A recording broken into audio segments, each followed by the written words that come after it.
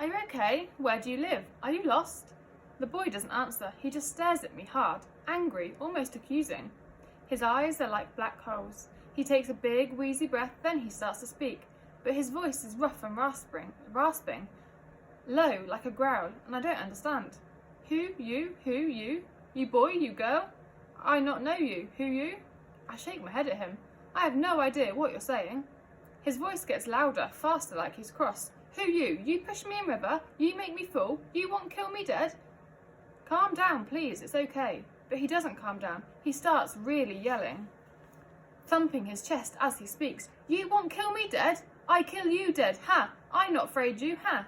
He awkwardly staggers to his feet and peers about like he's searching for something. Then he fixes me with his dark, angry glare. I back away. Where my spear? You take my spit? Where my spear? Spear? I hear, half understanding maybe. Did you say spear? But before I have time to think, the boy suddenly leaps forward, springing at me like an attack. I stumble back, but not fast enough. He lifts a quick hand and grabs hold of the pocket of my soggy blue t-shirt. Hey, I yell, pulling away, trying to tug myself free. Get off me! He doesn't though. He holds on tighter, his nails are filthy black. You push me in river, you take my spear, I kill you dead. What? What are you saying? Let go. I grab my t-shirt and pull back. He yanks hard and my pocket rips off in his big hand. I stagger backwards again. What did you do that for? I say, shocked and furious. The boy looks at the torn off pocket in his hand, then back at me. Suddenly he roars, his eyes narrow with vicious fury. He leaps at me again. Screaming, I turn and run back along the beach towards the reeds, but when I don't hear him at my heels, I glance back. The boy is lying in a crumpled heap on the sand like a dropped puppet.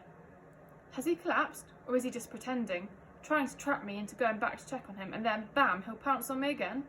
Playing dead. My heart's thudding like an engine. I look around for Beaky and Lamont. Where are they when I need them? I squeeze myself into the reeds and crouch down so that I'm hidden. I watch the boy. Why did he attack me? What's the matter with him? I'm hiding right next to the river pool, where I found him. I look at the rock where the boy bashed his head. Its jagged tip is still red with blood. It looks like a miniature model of an erupting volcano. How did he end up in the river anyway? And did he just slip over, or... My imagination whirs with possibilities, all of them awful. And then I notice something, there, jammed between the jagged rock and its neighbour. It's a long, pale stick, unusual looking, sharp at one end. A breeze rustles the reeds. A spear? I whisper. Cautiously keeping my eye on the boy, I wade into the shallow water, free the spear and pick it up. It's beautiful, as tall as me and made from wood, whittled white, with all the bark stripped off. At its tip, the pointed spearhead is held fast to the shaft with twists of twine. I look closer and I see that it's a flint, carved to a point just like the microlith I have in my collection at home. Tentatively, I reach up and press my finger to the tip of the spearhead. It's as sharp as a claw. This isn't a toy. This is a real spear. I hold the spear in the middle, where I imagine the boy holds it, because the shaft here is more smoothed and worn. My hand fits its hold perfectly. I move the spear back and forth above my shoulder like it's a javelin.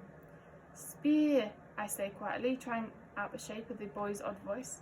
I look back towards the boy's crumpled body. Why is he running around in Mandel Forest, dressed in animal skins and carrying a spear? He still hasn't moved. Little bubbles of worry rise up from my belly.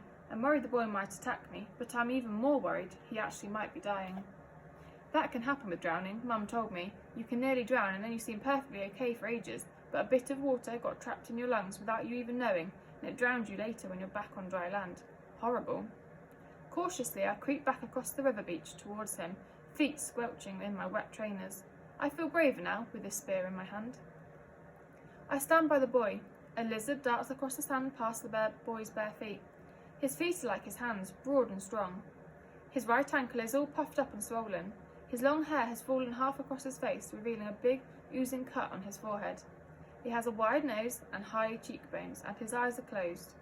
He has long, dark eyelashes. With my toe, I nudge his foot ever so gently. But he just lies there, motionless. I bite my lip.